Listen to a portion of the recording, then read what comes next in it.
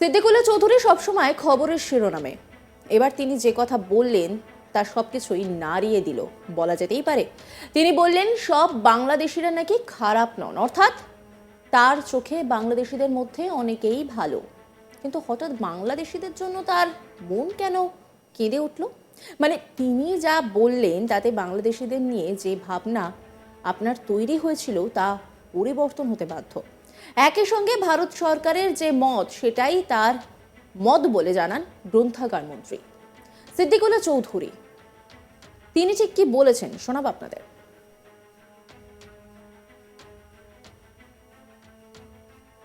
বাংলাদেশ আমাদের পক্ষ থেকে আবেদন থাকবে, বাংলাদেশ আমাদের প্রতিবেশী দেশ, 2200 কিলোমিটার বর্ডার, 8টি জেলায়। আমাদের সংস্কৃতি ওদের সংস্কৃতি প্রায় এক। গন্ডগোল যারা করেছে বা লাগিয়েছে তারা বাংলাদেশের সবাই নয়। একজন দুজন খারাপ হলে কি বলা যাবে আনিচ্ছাল সব খারাপ? আমরা চাইবো বাংলাদেশ ভালো থাকুক, আমরাও ভালো থাকি। ভারত সরকার যেটা বলছে সেই মত আমাদের। মুর্শিদাবাদের এক অনুষ্ঠানে যোগ দিয়ে রীতিমতো সুর চড়িয়েছেন সিদ্দিকুল্লাহ চৌধুরী। বিশেষ করে বিজেপিকে নিয়ে যে মন্তব্য তিনি করেছেন তার সবকিছু পার করে দিয়েছেন। তিনি হঠাৎ করে রামায়ণ গীতার সঙ্গে ভুলভাল নাচের তুলনা টানলেন। মানে বলা যেতে পারে ফের বিতর্কিত মন্তব্য করে আবারও খবরের শিরোনামে চলে আসেন সিদ্দিকুল্লাহ। তিনি বলেন বাড়িতে বই কিনুন, বই না কিনলে আমরা জানতে পারবো না রামায়ণ মহাভারত উপনিষদ গীতা কজন পড়েছেন। আমি কিন্তু চেষ্টা করি, যদি প্রকৃতপক্ষে একজন হিন্দু রামায়ণ মহাভারত উপনিষদ গীতা পড়েন তাহলে বিজেপির মতো খারাপ নাচ নাচতে পারবে না। কি বলেছেন তিনি শোনাবো আপনাদের। বাড়িতে বই কিনুন, বই না কিনলে আমরা জানতে পারবো না রামায়ণ মহাভারত উপনিষদ গীতা কজন পড়েছেন। আমি কিন্তু চেষ্টা করি, যদি পক্ষে একজন হিন্দু যদি রামায়ণ মহাভারত উপনিষদ পড়ে তাহলে বিজেপির মতো ন্যাংটা নাচ নাচতে পারবে না। এটা আমি বলছি।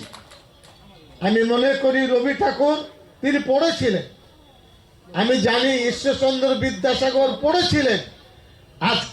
আজকালকার ছেলেমেয়েরা এসব ধার ধারে না, মস্তানির ধার ধারে। কেউ যদি পবিত্র কোরআন পড়ে, হাদিস শরীফ পড়ে, কোনো অন্যায় কাজ সে করতে পারবে না, ভিন্ন ধর্মকে ঘৃণা করতে পারবে না। এ দায়িত্ব আমি আপনাদের সামনে বলে যাচ্ছি। একে অপরকে জানুন। আমি যখন উত্তরপ্রদেশ থেকে মাস্টার ডিগ্রি করে আসি, দারুল উলুম দেওবন্দ এশিয়া মহাদেশের সব থেকে বড় বিশ্ববিদ্যালয়। তুমি দশমীটা কি একটু বোঝান আমাকে। তুমি বোঝো না? আমি উত্তরপ্রদেশ থেকে পড়ে এসেছি, আমি জানি না। উনি যখন বললেন বাঙালিদের সব থেকে বড় উৎসব হলো দুর্গা উৎসব, এই উৎসবের জন্য 7 দিনকে সপ্তমী বলে, অষ্টমী বলে, মহানবমী বলে, দশমী বলে। এটা আমি শিখলাম। আপনাকেও শিখতে হবে ইসলাম ধর্মের কি আছে, দলিতদের কি আছে। এই ব্রিজ তখনই তৈরি হবে যখন এই বইয়ের মাধ্যমে তাদের সংস্কৃতি, তাদের সভ্যতা, তাদের বিকাশকে আমরা জানতে পারবো। আশা রাখি আপনারা বই মেলাকে সফল করবেন।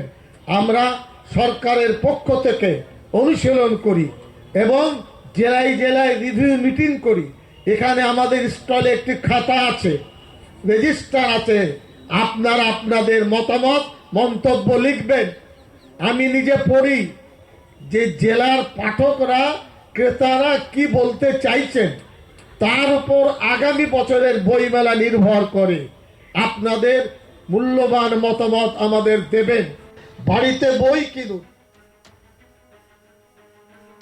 তিনি আরো বলেন, আমি বলছি বিজেপির লোকেরা সংবিধান পড়ে না, সংবিধান পড়লে সাম্প্রদায়িকতার কথা বলে না। এত বাজে বাজে মন্তব্য বিজেপিরা করছে। তার দাবি লেখাপড়া শিখলে নাকি এরকম করতে পারতো না বিজেপি। কি বলেছেন তিনি শোনাব আপনাদের। আমি বলছি বিজেপির লোকেরা সংবিধান পড়ে না, সংবিধান পড়লে সাম্প্রদায়িকতার কথা বলে না। এত বাজে বাজে মন্তব্য, কাঁচা কাঁচা গালি বিজেপিরা দিচ্ছে। লেখাপড়া শিখলে দিত? সংবিধান পড়লে দিত? মহাভারত তারা পড়েছে, উপনিষদ পড়েছে, রামায়ণ পড়েছে, গীতা পড়েছে। সিদ্দিকুল্লাহ চৌধুরী পড়তে বলছে, পড়লে আর গাল দেবে না, ভালো মানুষ হতে হবে। আমি উপদেশ দিচ্ছি তারা ভালো মানুষ হোক। এর আগে একাধিকবার বিতর্কে জড়িয়েছেন মমতার মন্ত্রী। প্রসঙ্গত দেশের বর্ধিত জনসংখ্যাকে ঘিরে যেখানে বিভিন্ন সময় বিভিন্ন মহলকে উদ্বেগ প্রকাশ করতে দেখা গিয়েছে, সেখানে এবার সিদ্দিকুল্লার মুখে শোনা যায় হাম দো হামারে চার এর বার্তা। আর এর নেপথ্যে তাঁর যুক্তি, চীনের সঙ্গে টক্কর দিতে গেলে এটাই একমাত্র রাস্তা। সিদ্দিকুল্লার সেই বক্তব্য সোশ্যাল মিডিয়ায় পোস্ট করেন রাজ্যের বিরোধী দলনেতা শুভেন্দু অধিকারীও। সিদ্দিকুল্লাহ চৌধুরী তিনি ঠিক কি বলেছেন শোনাব আপনাদের। আমার বক্তব্য থাকতে হবে, রেকর্ডে থাকুক না। আমাকে যদি স্পিকার বলেন যে আপনি এর তথ্য দিন বা বক্তব্যে বিশদ বিবরণ দিন, আমি দিতে পারবো।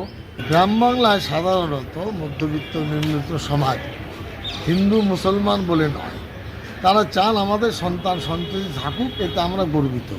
চীনের সঙ্গে লড়াই করতে গেলে চীনের আপনার পরিমাণের মানে জনসংখ্যা আনতে গেলে হাম তো আমার চার দরকার, হাম তো আমারও তো হবে। এবার নতুন করে ফের বিতর্কে জড়ালেন মন্ত্রী। বাংলাদেশের সবাই ভালো নয় বলে তিনি কি বলতে চাইলেন সেটা নিয়ে প্রশ্ন তুলেছেন অনেকেই, কিন্তু হঠাৎ কেন এই ধরনের মন্তব্য করলেন তিনি, এটাই এখন লাখ টাকার প্রশ্ন।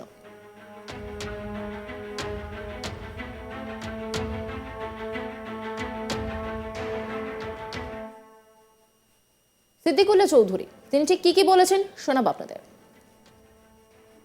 বাংলাদেশ আমাদের পক্ষ থেকে আবেদন থাকবে, বাংলাদেশ আমাদের প্রতিবেশী দেশ, 2200 কিলোমিটার বর্ডার, 8টি জেলায়। আমাদের সংস্কৃতি ওদের সংস্কৃতি প্রায় এক। গন্ডগোল যারা করেছে বা লাগিয়েছে তারা বাংলাদেশের সবাই নয়।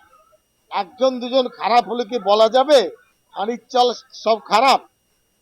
বাড়িতে বই কিনুন, বই না কিনলে আমরা জানতে পারবো না। রামায়ণ, মহাভারত, উপনিষদ, গীতা কজন পড়েছেন?